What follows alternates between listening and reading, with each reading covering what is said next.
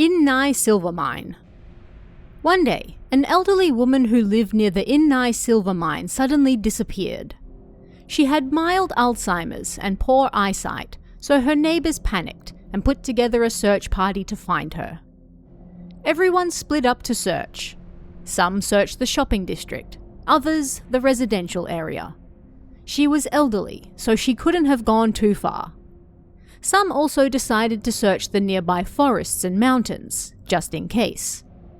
And there, at a graveyard on the mountain, some volunteers found her standing next to a strange man they'd never seen before. He was holding her up, and she didn't appear to be in distress. "Ma'am, everyone has been worried sick looking for you. And who is that with you?" "I was just out for a walk, and when I got lost, this fine gentleman helped me out," she said. The volunteers thanked the man and were in the midst of asking the elderly woman to return with them when suddenly the man disappeared. Just like that, like a puff of smoke, right in front of their eyes. One moment he was there, the next, gone. The elderly woman, with her poor eyesight, didn't even notice. "He's gone," one of the volunteers said. "Ma'am, where did you meet that man?" "Like I said, I got lost. But he was so kind, and he spoke to me so gently as we walked, guiding me one foot after the other. Nobody does that anymore." The volunteer then realized which path the elderly woman was on. A path that led straight to a tall cliff. Creeped out, the volunteers helped the woman back down the path. But then one of them said something even more shocking. "Who on earth were you all talking about? I didn't see any man." The Innai silver mine was discovered and opened for mining all the way back in 1606. Although gold was also uncovered, it was predominantly a silver mine that was managed by the Kubota domain of the time, and it made them rather wealthy. As the years went on, there were fears that they were about to deplete the mine of all its silver. Once that happened, then the money would run out. However, around 1800 they found new veins, and so the silver mining continued. At its height, the mining town was said to have a population of over 15,000 people. The mine was so large and important, it was even found on Roman maps of the time, and some even called the mining town the capital of Dewa, modern-day Akita Prefecture. By the Meiji period, Innai was one of the largest silver mines in all of Japan. In fact, it was said to be one of the largest in all of East Asia. However, around the turn of the century, silver prices plummeted as gold rose, and with much of the silver having been depleted, the mine was closed in 1921. Small-scale mining continued after this fact, however, and it wasn't until 1954 that the mine was completely closed for good. These days, the mine is an important historical site and forbidden to enter. And, naturally, as I'm sure you can guess from its inclusion in this video, it's now also thought to be haunted. This should perhaps be no surprise. Mines are dangerous places, especially ones as old as Innai. The area surrounding the mine is now full of graveyards, and many of the gravestones are so old that the names on them can no longer be read. Numerous miners died on the job over not just the years, but the centuries, and many of them had no known family to claim their remains. Thus, they were buried on the mountain, and to this day, those graves remain, making for quite the eerie sight to any who visit. Perhaps for this reason, the area surrounding the mine, which is full of sheer cliffs and drops, also came to be known as a jumping spot. Perhaps it was the spirits of the long-deceased miners calling for some company. Perhaps it was merely the sight of the numerous graves that gave it a terrifying reputation. Or perhaps it was just the geography itself. Either way, stories of numerous spirits that exist in the area are still shared online today. Amongst the most famous is that of a woman who is said to appear in one of the cemeteries. This woman has a disfigured face, although it's unknown why. Perhaps she fell from one of the cliffs. In one of the tunnels, it's said you can see the spirit of a baby, and in one of the buildings on the mountain, you can find the spirit of a man. If you're a photographer, then rumours would suggest a high chance of also capturing something ghostly on film nearby. Spirit orbs are said to be the most common in the area, but regular spirits can apparently be caught on film as well. In fact, some people have reported trying to take photos of the graves on the mountain, but being unable to, as if some invisible force was holding them back, not wanting to be seen. At the end of the day, Innai silver mine isn't just a famous ghost spot, but an important historical location as well. There are some who have been fighting to have it named as a World Heritage Site, like the Iwami silver mine in Shimane Prefecture, but whether that will happen or not remains to be seen.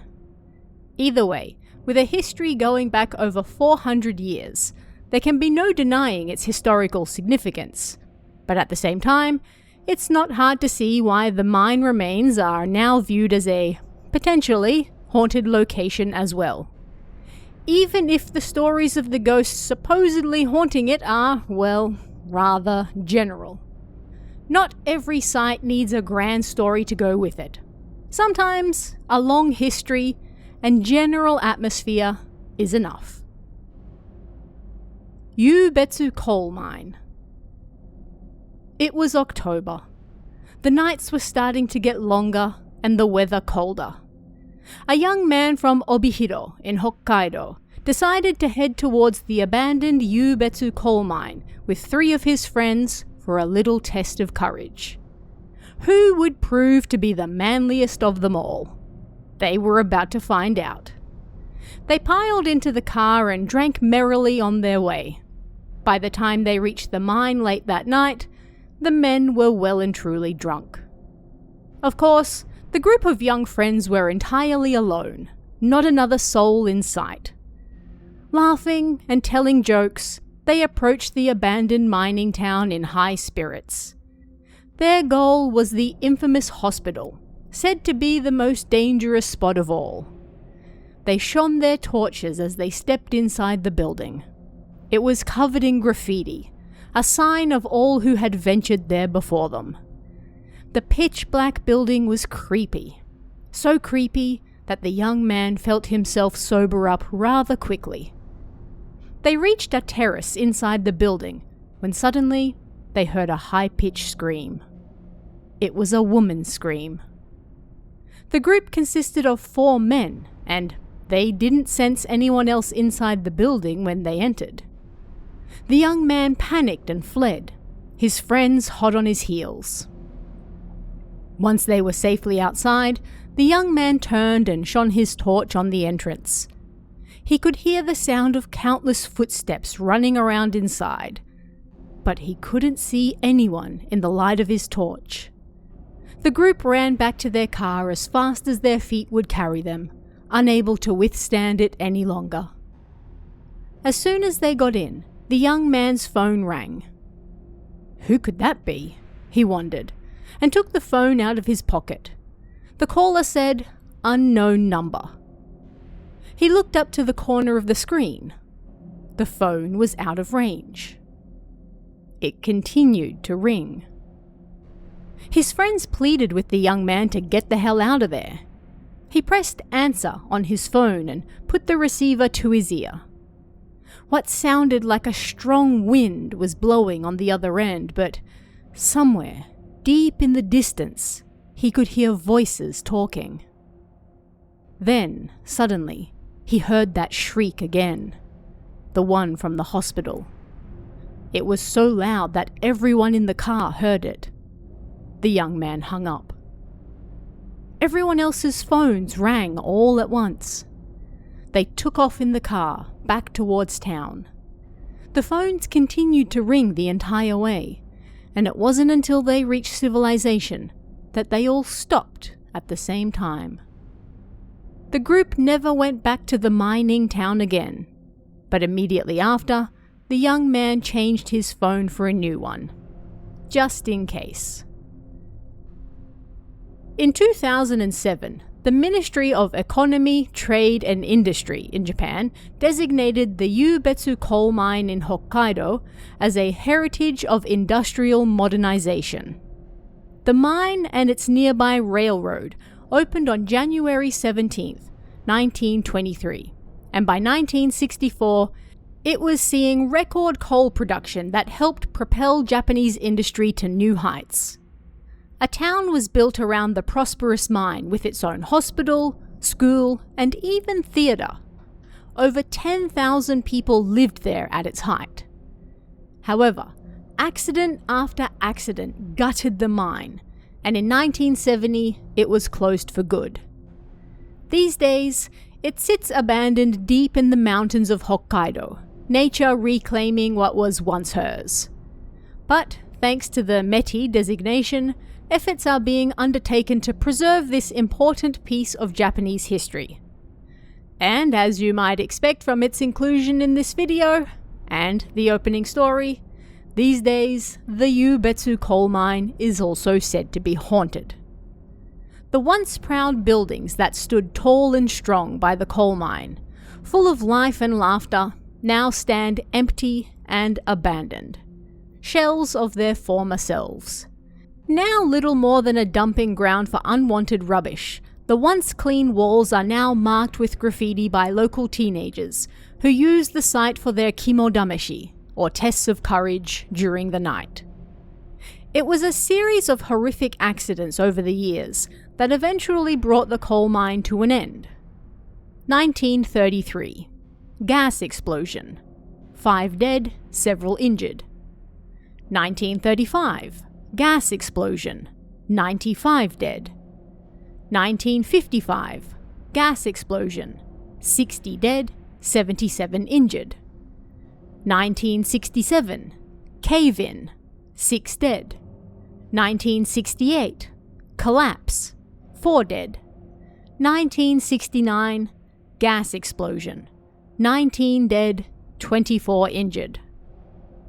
The mine saw 189 people die inside its walls over the 47 years it was in operation, and a memorial stone to those who lost their lives on the job can now be found in the forest outside.